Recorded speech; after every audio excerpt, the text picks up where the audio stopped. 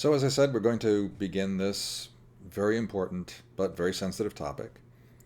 And so today I'm going to explain why it is so important for us to talk about this and to talk about it as much as we do, because we are going to talk a lot about this topic.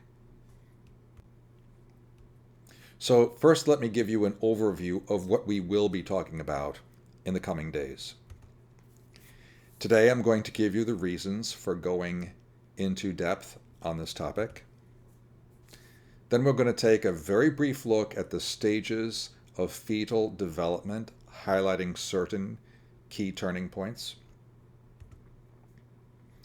We're going to talk about the methods of abortion. It's going to be important to know what exactly is an abortion, what happens.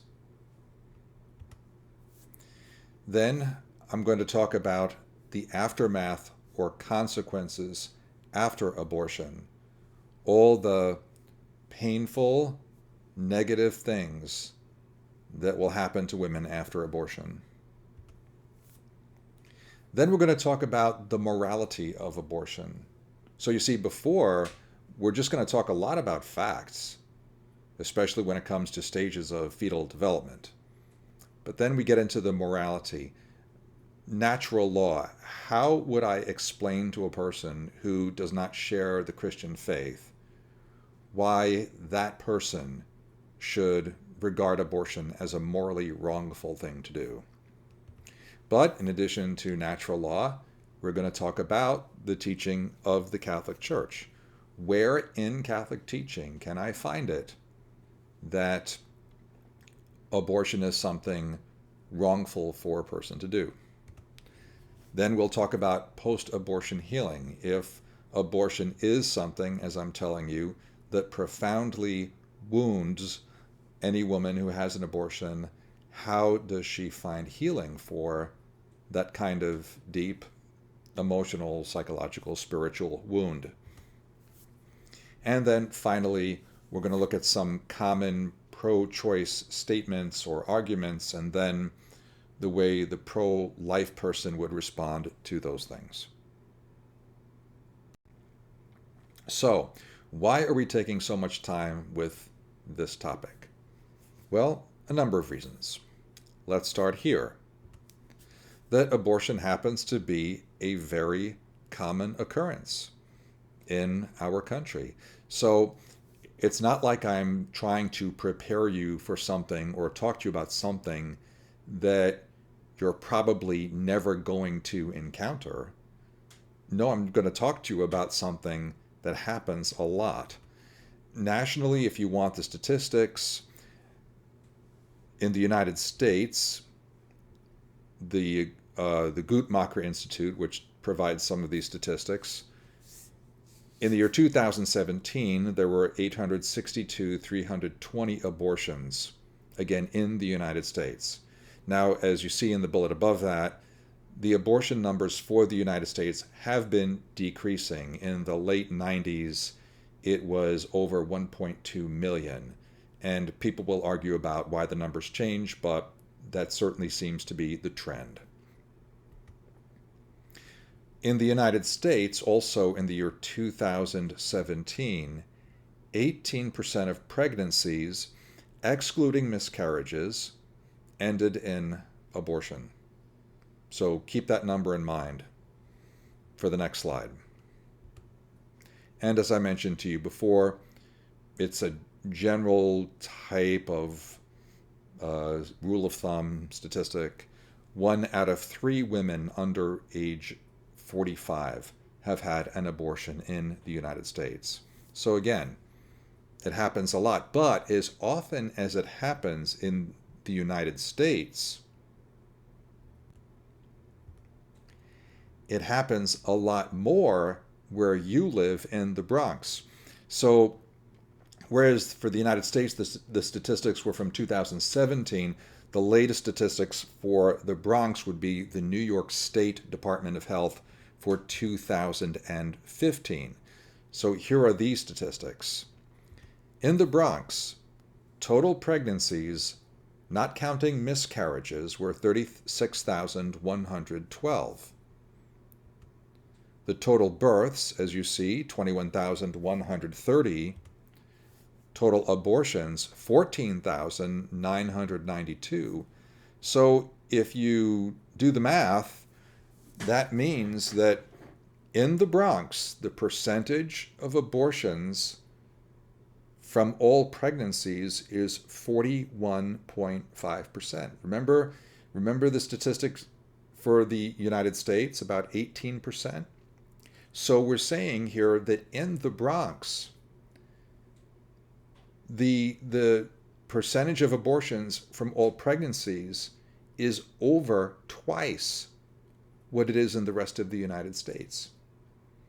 So you see, again, abortion, it's not some situation that you might not know about or experience or encounter or not know anybody who's been through it. No, this is an extremely common thing in the Bronx, more so than other places in the country.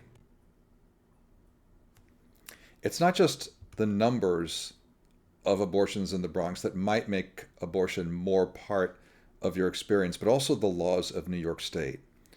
New York State law treats abortion in a very strange way that very few other states do.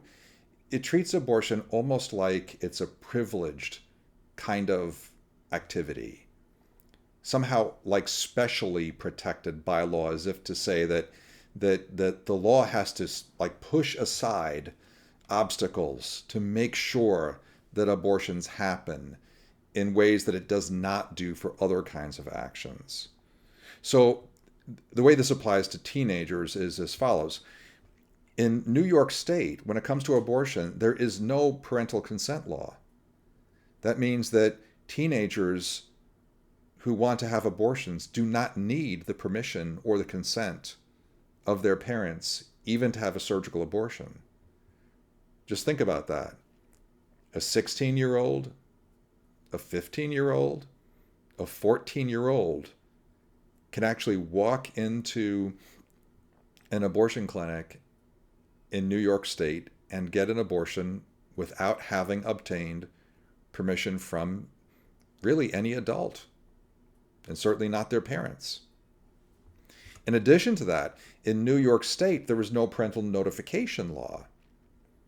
So that means that that same 16 or 15 or 14-year-old girl who walks into the abortion clinic can get an abortion without even having to tell her parents that she's getting an abortion.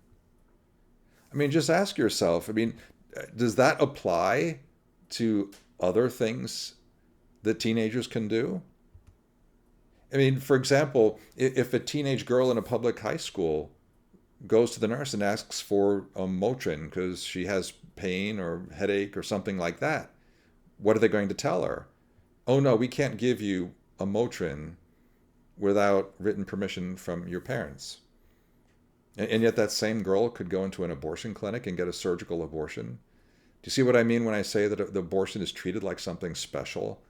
That it's so important for people to be able to have abortions that the normal rules do not apply?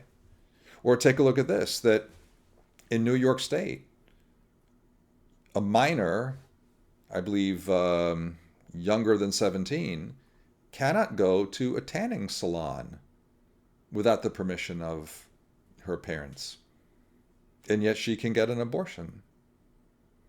So for this reason, abortion is not just prevalent in the Bronx, but it's also something that can very much affect the lives of teenagers.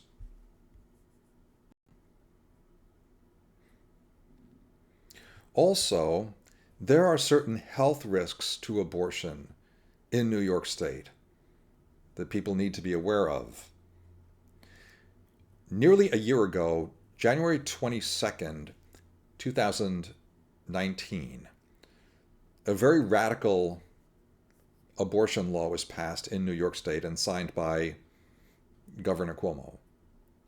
According to this law, non-physicians can now legally perform surgical abortions in New York State.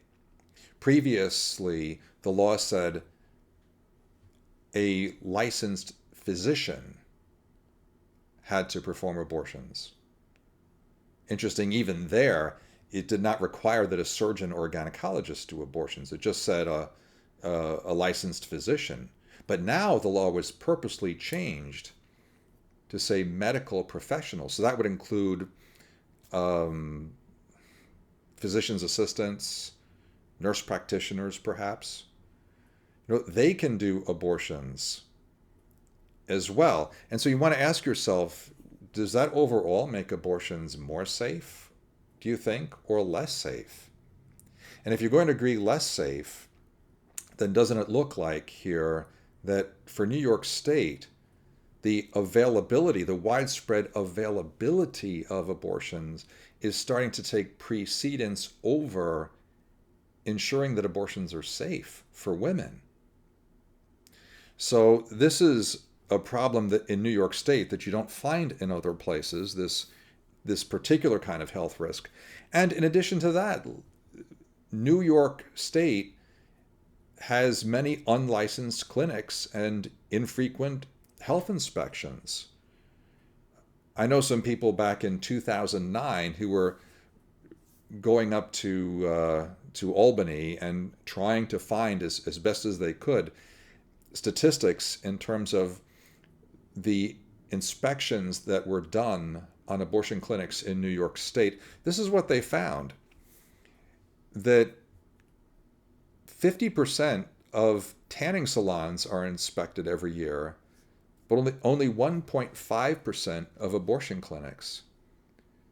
So you might ask, why do abortion clinics not get rigorous health inspections? Again, in New York State, it's almost like this special kind of procedure that the government kind of backs off to make sure that this is as available to as many people as possible.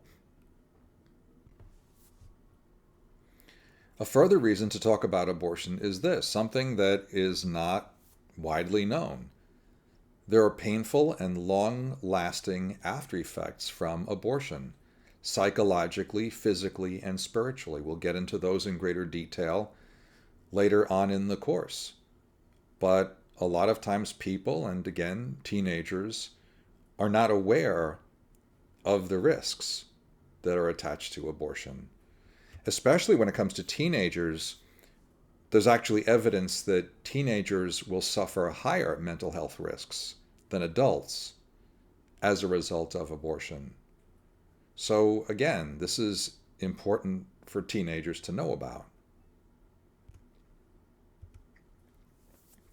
Teenagers are also more vulnerable to pressure to undergo an abortion. Pressure by friends or family or the father of the child or others who think that this is what she is supposed to do. And many teenagers, when they're scared, when they're confused, if an adult comes along and says, here's what you're going to do, they're way more likely to do that rather than to protect the child within her, which is what she may very well want to do.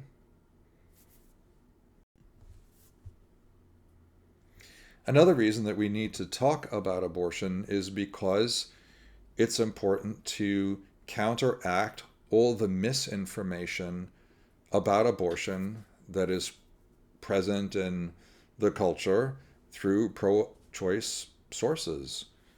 So we live in a culture, especially New York City, that's very, very liberal, very quote-unquote progressive, and very positive about abortion. And so a lot of the information that's out there is not the truth about what women experience in abortion or after abortion. It's pretty much telling people what fits their narrative, what they want to hear. So as part of that, abortion is presented as a way of just, again, like I said before, becoming unpregnant with a minimum of consequences.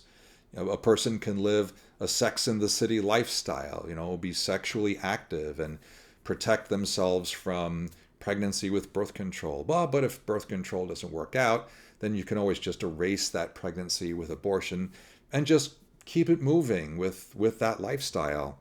They don't really talk about the real aftermath of abortion and the profound suffering that so many women experience. Together with that, the entertainment industry supports and normalizes abortion. Many celebrities are quite outspokenly pro-choice, and of course, in this culture where for some reason we listen to celebrities or give them a platform, it can also spread a lot of bad impressions and misinformation.